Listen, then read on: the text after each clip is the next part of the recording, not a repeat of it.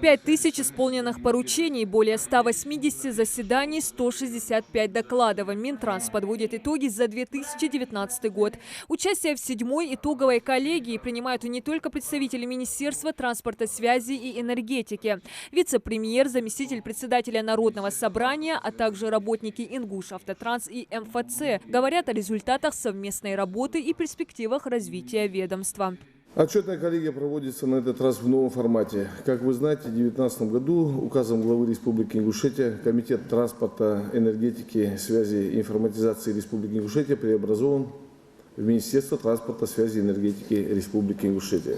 Транспортная составляющая – основа развития региона. Показатели всех видов транспортного сообщения за 2019 в некоторой степени улучшились по сравнению с предыдущими годами. Появились новые авиарейсы, увеличились регулярные перевозки пассажиров автомобильным транспортом. Их осуществляют уже 28 транспортных компаний, 460 единиц автомобильных средств. Снизилось и количество ДТП до 12% по сравнению с 2018 годом. Задачами нашего министерства в транспортном сегменте являются расширение географии груза и пассажироперевозок, что в принципе детально обозначено руководством республики, непосредственно главой на 2020 и последующие года. Заместитель председателя Народного собрания Василий Светличный затронул на встрече вопрос, вызвавший в прошлом году много шума в компаниях перевозки пассажиров. Выплатили ли работникам их заработную плату? Как вопрос решается по зарплате? Какие проблемы сейчас? Почему? Потому что за последнее время и прокуратура, в общем-то, обращалась по этому вопросу.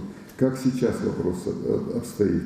Средства были изысканы и оперативно, по-моему, даже неделю-две назад или месяц назад окончательно было погашена задолженность за 2019 год.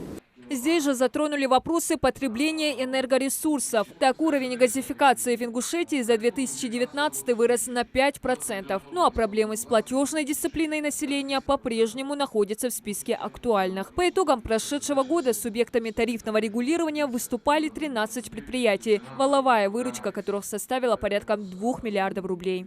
27 тарифных решений, основными из которых являются регулирование тарифов на газ, электрическую и тепловую энергию, водоснабжение, водоотведение, предельно единый тариф на услуги регионального оператора по обращению с твердыми коммунальными отходами, а также установление платы за технологическое присоединение газоиспользующего оборудования к сетям газоснабжения.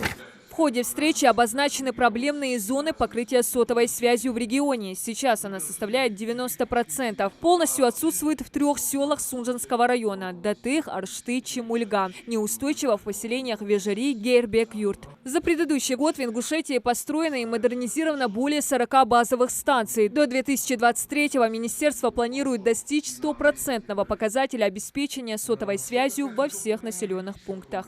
Более 85% операторов мобильной связи имеют возможность доступа к сети интернет по стандартам сотовой связи 3G. Около 50% населения обеспечено возможностью доступа посредством стандарта 4G с максимальной скоростью около 10 мегабит в секунду. На совещании министерство не только подвело итоги, но и озвучило задачи на 2020 и последующие годы. В их числе развитие информационного общества, повышение безопасности дорожного движения, оптимизация предоставления государственных и муниципальных услуг. В свою очередь, члены правительства добавили, необходимо устранить ряд насущных проблем. Прежде всего, улучшить качество перевозки пассажиров, обновить автопарк на 200-300 единиц транспортных средств, заняться вопросом присвоения аэропорту статуса международного. Также сообщили, что рассматривают возможность приобретения новой электрички, которая, скорее всего, будет следовать по маршруту Назрань-Минеральные воды. Диана Дударова, Джамалей Тамасханов. Новости 24.